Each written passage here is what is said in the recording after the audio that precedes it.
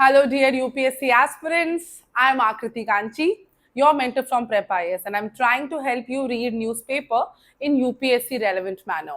Before I start, I want you to keep UPSC's hard copy syllabus on side so that you keep referring to the topic of the syllabus that I'm mentioning along with the articles. Also, we are posting the highlighted PDF of the selected articles of the newspaper on our Telegram channel, which you can access from the on the description of the video. So let's start with the 14th April newspaper. There's just one news in the front page which is useful for us, that too more from mains point of view. Okay, so Kerala temple opens sacred space to all sections. So quite a reform, progressive reform that they have done. The inner quarters of the centuries old Pilikod Raya Ramangalam temple in Kasargod district has been open to all communities for the first time following a reformist campaign ahead of Vishu festival. So this comes under GS paper 1, salient features of Indian society, which still has caste system going on. Questions also come on caste related issues in GS paper 1. So GS paper 1, salient features of Indian society, diversity of India.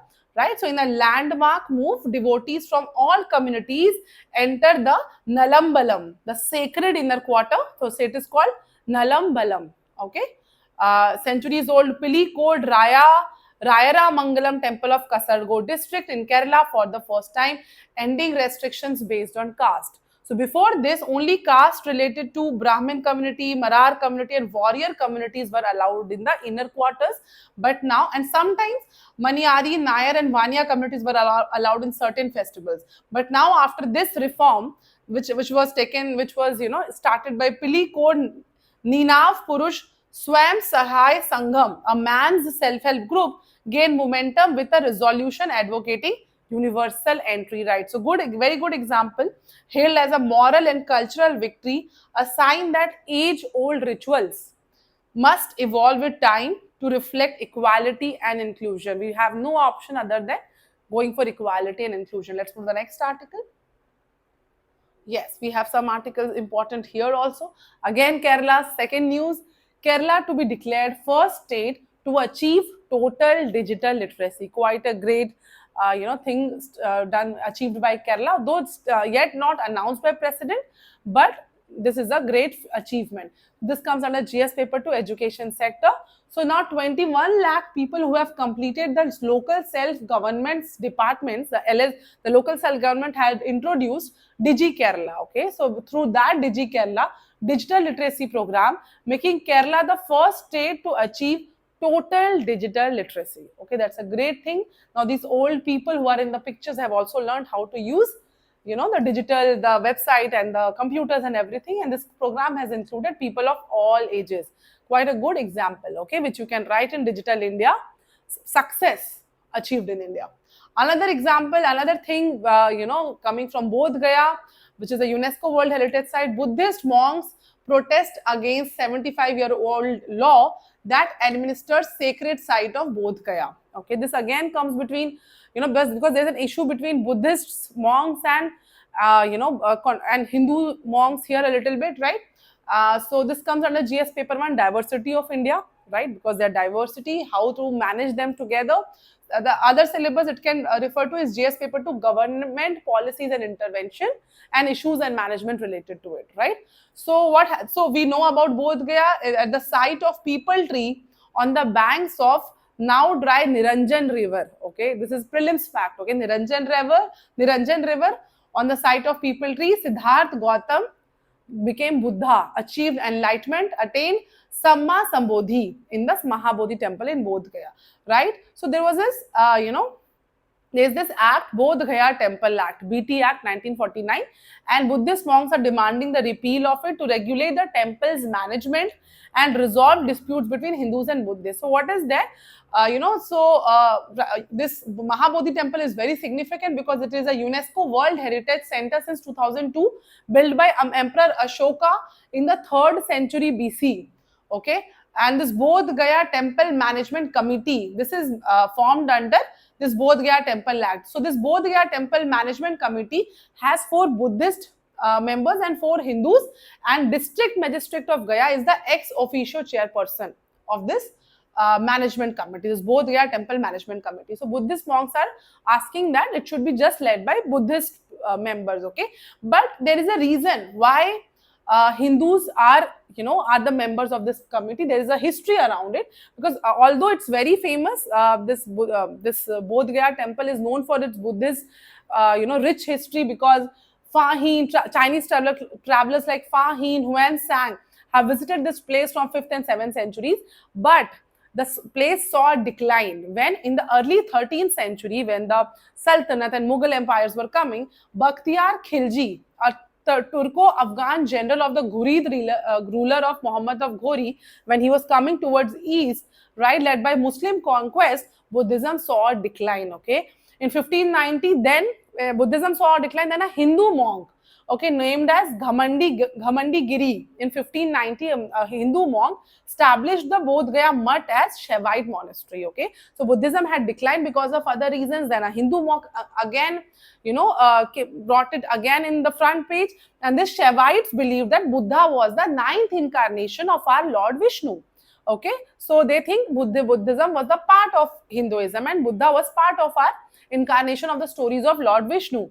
Hence, they claim over the temple. Hindu priests began to manage the temple thereafter. So Buddhism saw a decline. Then a Ghamandi monk called Ghamandi Giri again brought Shaivite culture there, and then they started, taking care of the temples. Okay, so in the 19th century, again a Buddhist monk came, known as Heva Vitarna Dharmapala, called Anagrika, the one who gives the worldly possession, travel to India. Then this issue started coming that, there should be a committee who should be ruling and who should be managing it, because since 1590 or 1600, Hindu monks were managing it. So this also took place this issue was also discussed in the Indian National Congress annual sessions during the freedom struggle.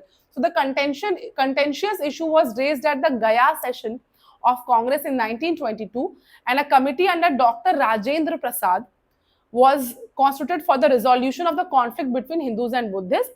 And Bihar government later brought this act, which stipulated that all Buddhists and Hindus had the right to worship at the temple. Okay, so issues have been going on since then, and these are the background of issues of a very important heritage of India. That's why I discuss it in detail. Let's move to the next article.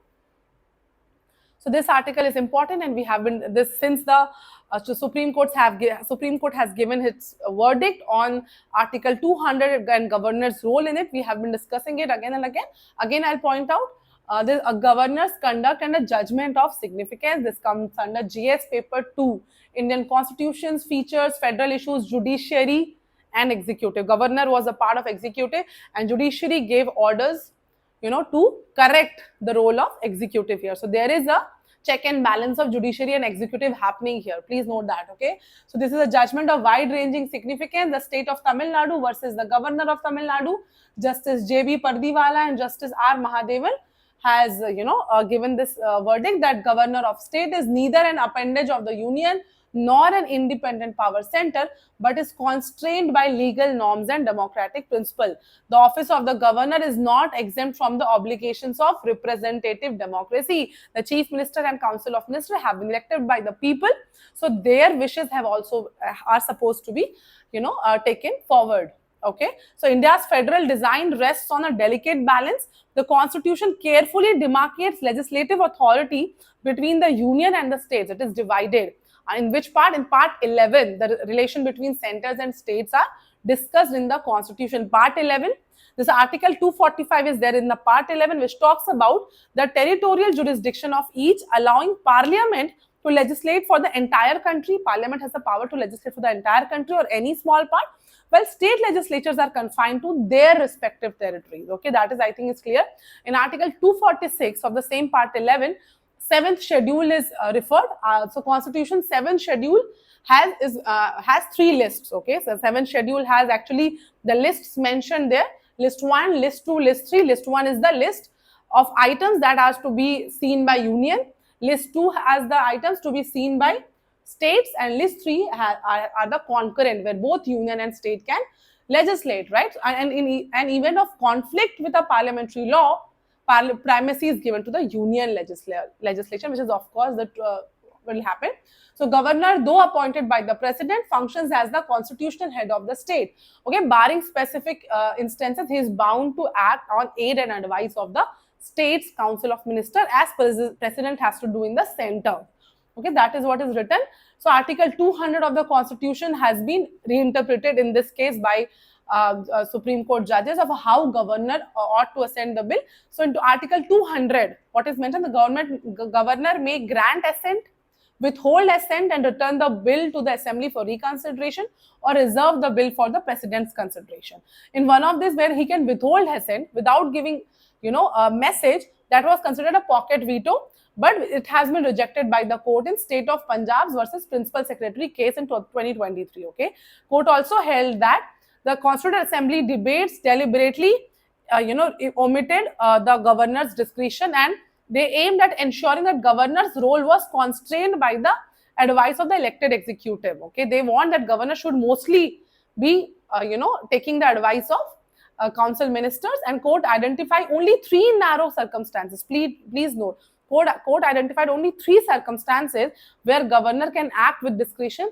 The first is where a bill derogated high court's power. If a bill is reducing high court's power, then that has to be reserved, or governor can take his own decision there. Second, where a bill fell within a class for which presidential assent is mandatory, like in Article 31C, where judicial review is important, which is sought to be protected from judicial review. And third, where a bill so fundamentally undermine constitutional values. But again, these are subjective things, and governor will exercise some discretion, but that action is still amenable to judicial review. In Rameshwar Prasad versus Union of India case 2006, the court found that while Article 361 grants personal immunity to governors, it does not insulate their actions from legal scrutiny. Okay, so with a view to achieving complete justice, Supreme Court used Article 142 in this case, Article 142, to give complete justice. Okay, it declared that these 10 bills would be deemed to have been assented to on the date when they were represented to the governor, right? So these are the points mentioned here. They're very important from both prelims and mains point of view. Okay, next article. This article is not very important for us, adding a French touch to India's Olympic dream. He's a France ambassador whose point of views are kept here. It comes under GS paper to India-France bilateral relations. He's mostly appreciating how France very nicely organized the Paris Olympics, and how its organization was superior to previous Olympics. And so the point we have to take is how France and India can cooperate in sporting area, how India should organize sports, and which area India should create infrastructure in sports. So there France can totally have a good agreement with us. So in January 2024, India-France joint statement welcomed the strengthening of sports cooperation and reaffirmed that France would share its experience of hosting the Paris 2024 games with India, as India is bidding to host the 2036 games. Okay, enhancing exchanges between our two countries, sports movement and professionals such as athletes or coaches is priority for France's sports diplomacy. So when India and France question will come, you also have to mention this word called sports diplomacy. Okay, so India and French surfing federations have signed a cooperation last November, in which 4 Indians under 21 years of age were invited to participate in an international competition in Reunion Islands. Okay, so all this has happened. Let's move to the next article. Important article again. This article is talking about saving traditional varieties of seed. So biodiversity is, reducing in every which manner, in the flora, fauna, in the seeds and plants varieties. Okay, which is not very good for climate change, which is not very good for our adaptation to climate change. Okay, so saving traditional varieties of seeds, it can come under paper GS1. GS1 paper, changes in flora and fauna biodiversity. GS paper 3, climate adapting agriculture is important for us. Okay, so India's seeds of traditional varieties have been the backbone for food security. Okay, so it has been the key component of country's rich cultural heritage.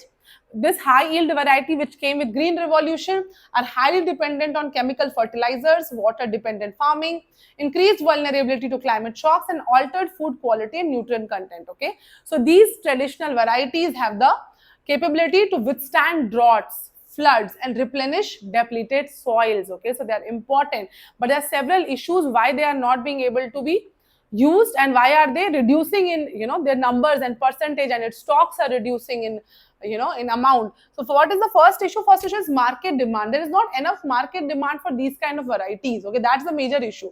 Supermarkets, government, food programs, they all favor high yielding variety. Okay, and not these. This climate resilient grains of millet, pulses, indigenous varieties are being sidelined, which is not good. Other issue is that hybrid seeds that are mass produced and sold commercially, traditional seeds rely, so this high yield variety seeds are being done on large scale, whereas these seeds are only dependent on community exchange, okay, and local conservation, which lacks enough well funded community seed banks. So it is not being done in a proper manner to store and conserve these varieties. So it may, you know, it may go extinct in future if we don't take care of it. And also India's agriculture policies mostly focus on high yielding varieties for food security and all. These are certain issue why biodiversity is being, you know, reduced. So Odisha's millet mission have attempted to change this, but that is not sufficient, right? So they should focus on, like they're giving an example of MS Swaminathan Research Foundation's Tribal Agro Biodiversity Center in Jaipur, Odisha, which is having a national consultation on this issue on how to build climate resilient, sustainable and inclusive seed systems. Okay, so recognizing farmers' knowledge and rights, strengthening community seed bank networks, initiating alternative seed systems to support local crops and varieties, providing market incentives, promoting policy changes are things that needs to be done. Also, government should provide MSP for these crops, and government must support the establishment of a network of regional conservation centers to prevent India from losing its genetic heritage forever. Okay, for India's climate, these kind of varieties have withstood the India's you know, extreme climate for centuries, for, you know, thousands of years. So that is important. So awareness campaigns and branding initiatives should also be done. Okay, let's move to the next article. So here they are talking about, will Trump's tariff bring in a recession? Now that is a thing to be, which will go on being discussed, and this comes under GS paper 2, effect of politics and policies of developed country affecting India's interest and world interest.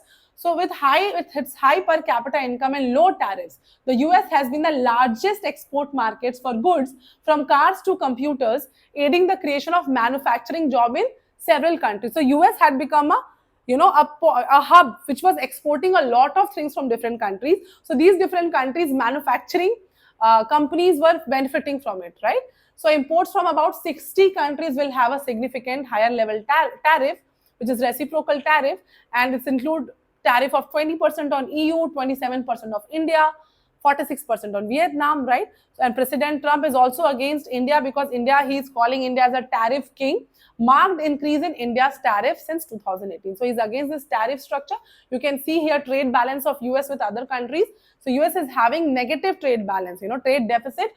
The highest is with China, and India is in the 9th number, with which it has $44 billion in trade deficit. Okay, so India is exporting $47 billion from there, and we are India is importing $47 billion from there and is exporting $91 billion there. Okay, so we are in benefit here, but US is not. So that's why they are, wanting to have this reciprocal tariff. And China, you know, foreseeing what is going to happen, they have already invested hugely in science, technology, and innovation in artificial intelligence, because they were seeing that US was restricting the technology transfer to China. Right, so China bypassed US tariffs earlier by shifting production to its East Asian neighbors, right? So India also needs to have more, foolproof way of working around it. And but India's major export is sold to US, and they are critical for meeting the country's large import bill. Any reduction in India's export earnings following tariff escalation will be felt, right? So these are issues that India will also face. Let's move to the next article.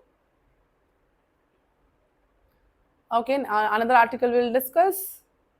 Yeah, so undertake survey to assess Manrega effectiveness. Manrega was launched in 2005, around 20 years it has happened. So a review of the scheme is happening, and it may be asked in exam. So this comes under GS paper 2, welfare schemes for vulnerable section. Parliament Standing Committee on Rural Development has recommended an independent survey to assess the effectiveness of Manrega scheme. They have recommended several things like there are several issues like worker satisfaction, wage delays, participation trends, financial irregularities are there, right? So they should focus on necessary policy reforms and that should be introduced. So according to them, participation of women workers and SC/ST were not up to the mark, right? So so parliamentary standing committee is recommending to revamp the scheme, right? They could increase the number of guaranteed working days under Manrega to 150 days from the current 100 days. Okay, it has recommended that the current compensation rate for delayed wages, the money they are giving, should also be increased. Timely disbursement of the money should be done. Okay, these are the recommendation of Parliament Standing Committee. Another news: DRDO tests laser weapon system that can disable missiles and drones. Okay, this is important from GS paper 3, science and technology, achievements of Indians in science and technology, also from internal security point of view, right? So DRDO announced the successful trial of the Mark IIA laser directed energy weapon DUE system, mastering the technology of disabling missiles, drones, and smaller projectiles. Okay, this has put India in the exclusive club of nations which have the high power laser DUE system. The DRDO said indigenously developed Mark II was demonstrated in its entire spectrum of capability. Okay, so that you can know from both prelims and mains point of view. India-Africa maritime engagement exercise begins off Tanzania coast in Dar es Salaam. Okay, you should know about this, the inaugural edition. This is prelims fact. You should know India-Africa, how they are having some exercises. This is the first edition of the large-scale multilateral exercise Africa-India Keynes, AI Keynes, which started on Dar es Salaam, capital of Tanzania. Right, the naval exercise offshore petrol vessel INS Sunaina was there as Indian Ocean ship Sagar, right? So for several participants from Comoros, Djibouti, Kenya, Madagascar, Mauritius, Mozambique, Seychelles, and South Africa, along which was hosted by India and Tanzania. Okay, you should know basic things here. Okay, let's put the last article of the day on the science page. BAT EcoMon, India's first automated bat monitoring detection system. This comes under GS paper 3, science and technology, and also conservation measures to conserve these species. Okay, so BAT EcoMon is programmed to activate at sunset when bats begin flying and continuously listens and analyzes audio. Its Raspberry Pi microprocessor processes data captured by an ultrasonic detector, isolating bat calls from other noises, and uses a neural network to identify the species. Okay, so BAT EcoMon is short for Bat Echolocation Monitoring. It's an autonomous system capable of detecting and analyzing bat calls in real time. Okay, with the help of these, they can know about several bat species. Okay, recording bats in other parts of the country will be possible. Before this, it was done manually. Currently, the system can identify only 6 to 7 common Indian bat species, but with this, they will be able to know about several bat species. Okay, so you can read the highlighted part in the PDF that we'll share in the Telegram channel. That's it for today, 14th April. Thank you.